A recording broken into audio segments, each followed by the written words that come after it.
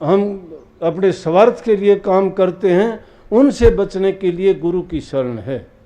क्योंकि गुरु हमें ये पहचान बताता है कि हम कौन हैं, दुनिया में कैसे आए थे, कहाँ रहते थे, और इसको वापस इसके देश में कैसे भेजा जाए।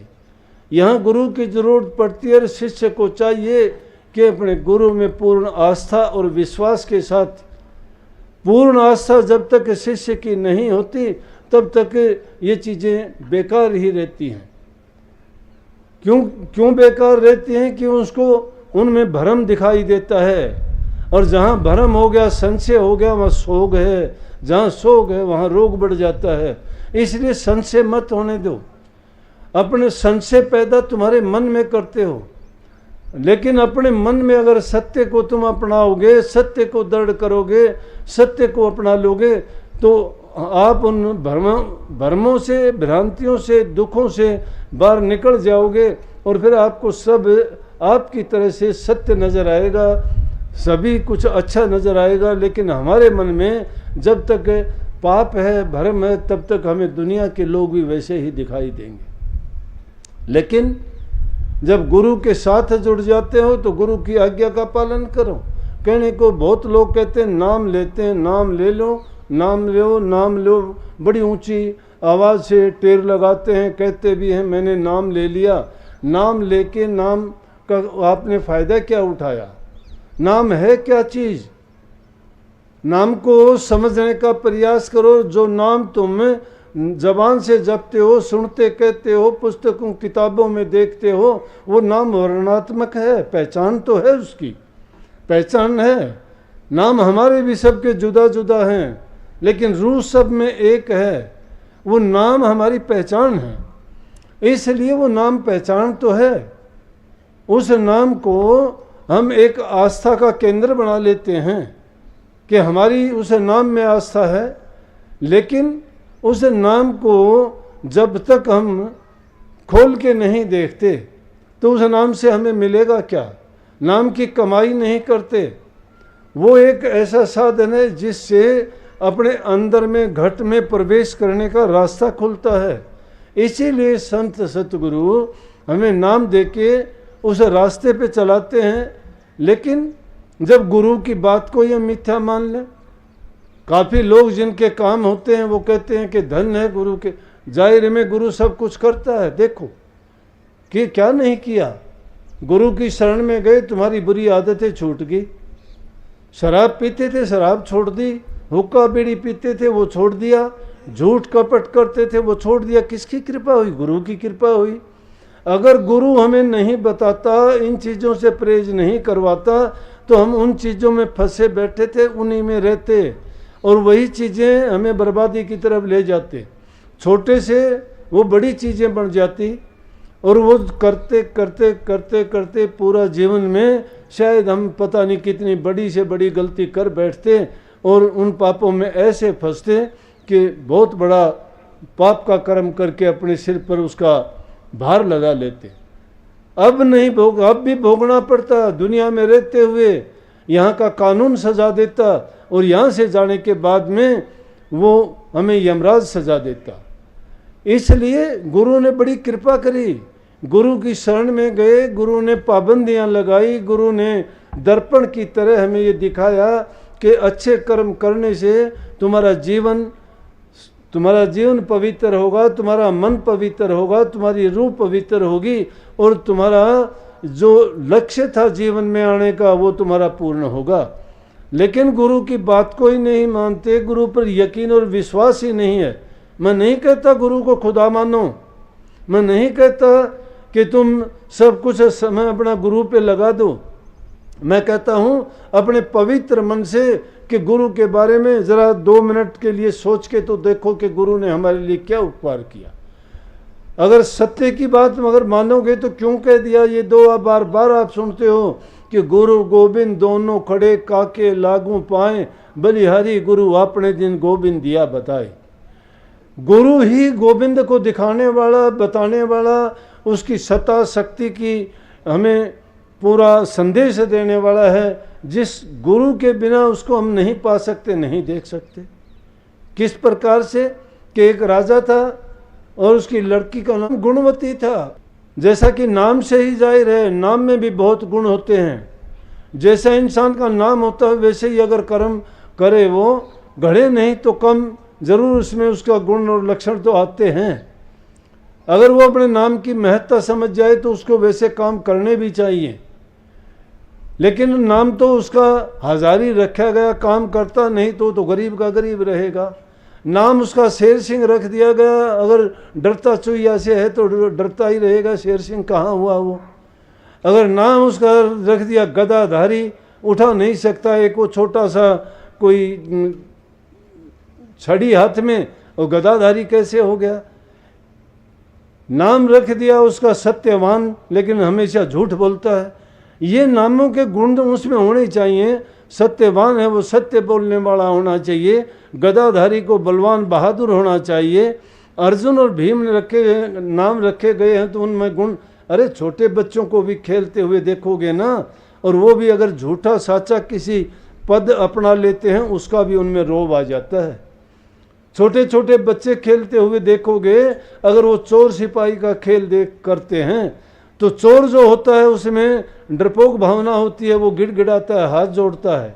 और जिसमें सिपाही का रोल जो करता है, सिपाही के गुण आ जाते हैं, वो उसको रोब से धमकाता है, पीटता है, और वो उससे पीटता चला जाता है। और वैसे जीवन में अगर उसको वो एक बात भी अगर कह दे तो उसको वो उसी समय पे उससे 10 गुना ज़्यादा बदला लेगा। इसलिए नाम जो है उस नाम में गुण है, और नाम के अनुसार, उसके गुण के अनुसार हमें काम भी करना चाहिए। वास्तव में वैराग्य वाली थी, प्रभु भक्ति में उसका ध्यान लगा हुआ था, गुरु उसको मिला नहीं था। रोजाना हमारी ये परंपरा है, किसी न किसी रूप में अगर गुरु भी नहीं भी है तो भी कोई मंदिर जाता है, कोई मस्जिद जाता है, कोई गुरुद्वारे जाता है, कोई हनुमान को, कोई शंकर भगवान को, कोई विष्णु को, कोई ब्रह्मा जी को, कोई देवी को, कोई माता को, किसी न किसी रूप में किसी न किसी को इष्ट बना के हम सब पूजते हैं। अगर नहीं भी पूजते, चाहे हम में लाख कमियां हैं, चाहे हम शराबी हैं, कबाबी हैं, मांस मिट्टी खाने वाले हैं, चाहे चोर डकैत हैं, फिर भी अगर किसी मंदिर मस्जिद के सामने से जाते हैं फिर भी हम मत्था झुका देते हैं, क्योंकि हमारे दिलों में ये आस्था है, ये हमारे देवता हैं, ये पूज्य हैं, ये परमात्मा है। कहने का मतलब किसी न किसी रूप में वो उसको पूजते हैं। तो वैराग्यवती का गुरु तो नहीं था, गुरु तो मिल जाता है तो सब भेद समझाता है। गुरु मिलिया तो लेखा निमड़िया, गुरु जब मिलता है तो उससे सत्य से अवगत कराता है, वो बता देता है कि भाई किस कौन से काम के करने से हमें लाभ होगा।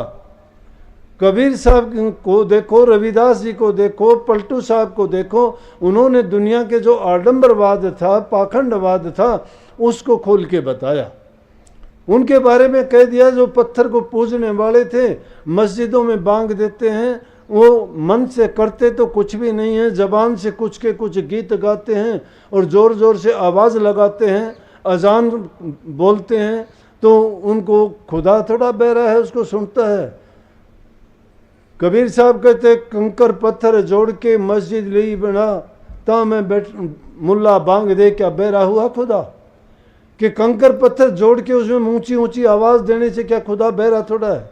अगर ये कहें कि उन्होंने मुसलमानों की या उनकी जो आराधना पूजा या नमाज का बोलने का तरीका है उसकी आलोचना की, नहीं, उन्होंने उसकी नहीं की, उन्होंने उसे पाखंड की है। कहते हैं कि इसके करने से लाभ क्या है? लाभ वाला काम करो, जो चीज़ें हैं उनको बार आवाज़ मारने की बजाय उसकी अंदर में साधना खोज करो, अपने मन को उसमें लगाओ और तो उसका फल पाओगे।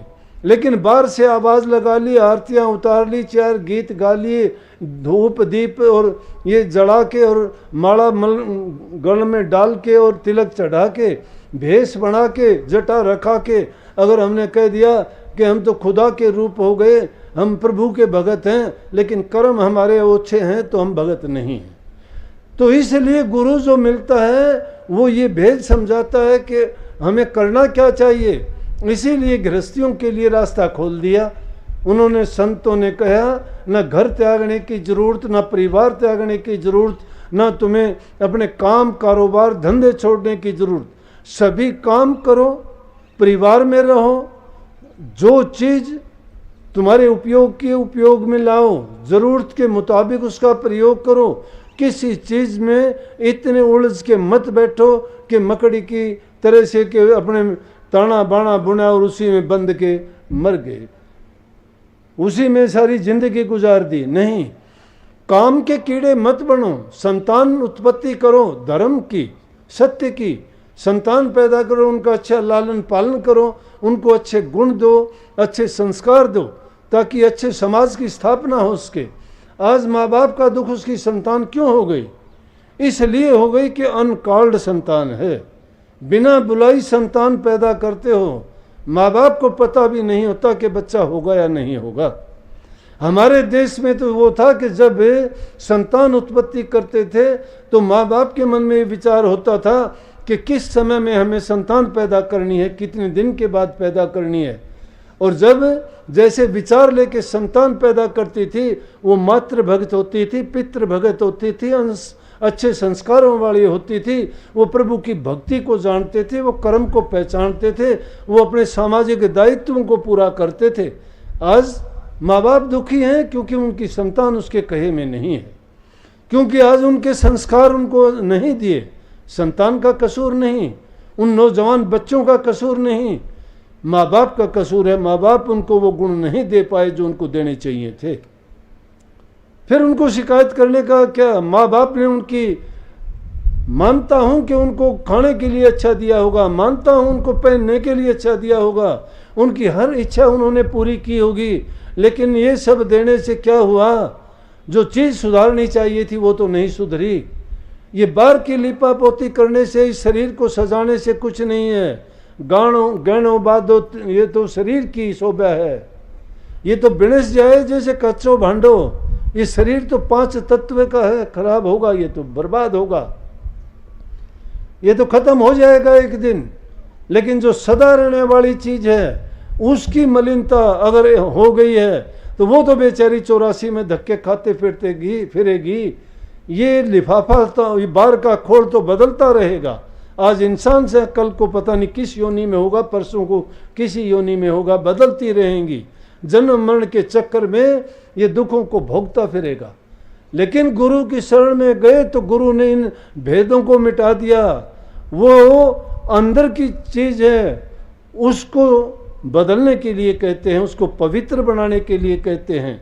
और वो पवित्र जब होगी, तुम्हारे बाहर से ये बाहर का शरीर पवित्र होगा, जबान से अच्छे होगे, नेक कर्म करोगे, अच्छा व्यवहार करोगे और संस्कार से भरे हुए होगे, अच्छे गुण आप में होंगे। अगर अच्छे गुण नहीं हैं तो ये कसूर माँ बाप का ज़्यादा गिना जाता है। परिवार में ही सबसे पहले बच्चा गुण सीखता है। अगर उससे परिवार से अच्छे गुण नहीं मिले तो उसको दोष देना गलत है। कई माँ बाप आते हैं, छोटे बच्चों को लेके आते हैं, 2 साल का 4 साल का, और आके शिकायत क्या करते हैं? कहते हैं कि बच्चा देखो ना, इसको समझाओ, ये कहना नहीं मानता। मैं उनको समझाऊं, वो कहना नहीं मानता। उनके 2 बच्चे होंगे, 3 बच्चे होंगे। अरे बच्चा उनका कहना, मैं कहता हूँ 4 साल का बच्चा आपका कहना नहीं मानता, तुम 10 नंबरियों में इसका थाने में नाम लिखवा दो। 4 साल का बच्चा कहना नहीं मानता। तुम उसको अच्छी तरह से प्यार से बोलो, कोई लोभ लालच दे के, अरे फरीद की माँ ने तो थोड़ी सी शक्कर रख के फरीद साहब को छोटी सी उम्र में ही 5-7 साल की उम्र में पूरी कुरान शरीफ याद करवा दी थी। हम उनके प्रति नेगेटिव भाव क्यों लेके आते हैं? उन बच्चों को प्यार से क्यों नहीं कहते कि बेटा ये गलत है, ये सही है? वो तो दुनिया में आके सीखते हैं, वो सीख के कुछ भी नहीं आते। सभी जीव जात ये गुण लेके आते हैं, लेकिन इंसान जब आता है ये बाहर से लेता है गुण। इसको नहीं पता था, पैदा होने के बाद तुमने हिंदी सिखाई, किसी ने अंग्रेजी सिखाई। ये चाचे ताऊ, नाना नानी, मामा भाई, ये नाते तुमने उसके बनाए, उसको नहीं पता था, वो नहीं सीख के आया था। लेकिन दूसरी योनियों के बच्चे जब पैदा होते हैं, कछुआ अगर जमीन में पैदा अंडे में से निकलता है, पानी की ओर भागता है, उसका जातीय गुण है। अगर मांस भक्षी कोई जानवर है तो पैदा होते ही उसको दूध की या दूसरी चीज़ों का चोगा की जरूरत नहीं, वो मांस खाने के लिए ही चल देता है। वो उनके जातीय गुण, लेकिन इंसान को पैदा होने के बाद बातें सिखाई जाती हैं तो सीखता है। इसलिए इसकी जो खूबियां हैं इस योनि की, इस जीव की, इसलिए जीव समझ नहीं पाता। इस जीव की ये खूबियां हैं कि ये जैसा बनना चाहे वैसा बन सकता है, जैसा उसको बनाना चाहो बना सकते हो। लेकिन जब हम उनकी परवाह ही नहीं करते, चोर अपने बच्चे को चोर बना देता है, ठग ठग बना देता है, जो जिस हालात में रहता है देख के सीखता है, सुनने से सीखता है, सिखाने से सीखता है। तो बच्चे को ज़रूरत है अच्छे संस्कारों की, अच्छे संस्कार परिवार में मिलते हैं, माँ बाप को उनको अच्छी शिक्षा देनी चाहिए। तो उसका नाम गुणवती था और वो गुणज्ञ थी, बड़भागी थी।